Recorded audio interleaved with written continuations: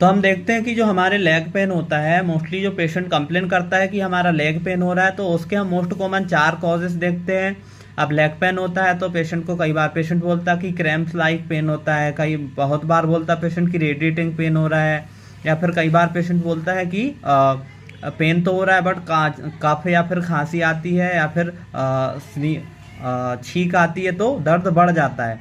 तो अब हम देखते हैं कि 4 मोस्ट कॉमन कॉजेस हैं किसके, पेशेंट के लेग पेन में।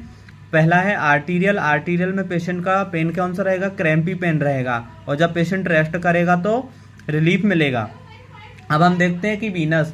तो वीनस में क्या होगा कि जो लेग रहेगा वो हैंगिंग, या लेग को लटकाएगा पेशेंट या फिर लिम्ब को एलिवेट करेगा तो पेशेंट को रिलीफ मिलेगा। कब, जब लिम्ब एलिवेट या फिर हैंगिंग करेगा तब।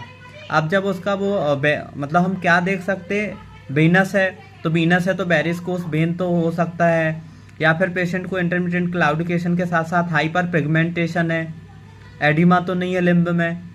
तो ये था हमारा वीनस। अब हम देखते हैं कि न्यूरोपैथिक। तो न्यूरोपैथिक में क्या मिलेगा हमको, या तो विटामिन B12 की डेफिशिएंसी मिलेगी, या न्यूट्रिशनल डेफिशिएंसी, या तो पेशेंट को डायबिटीज मिलाइटस है, या तो पेशेंट क्रोनिक अल्कोहल एब्यूज है।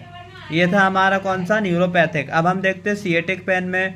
तो सिएटिक पेन में क्या होता है कि पेशेंट को पेन तो होगा बट पेन रेडिएट होगा, लेग में पेन रेडिएट होगा, बैक से कहाँ तक रेडिएट हो जाने लगेगा, हमारे पेशेंट के लेग में।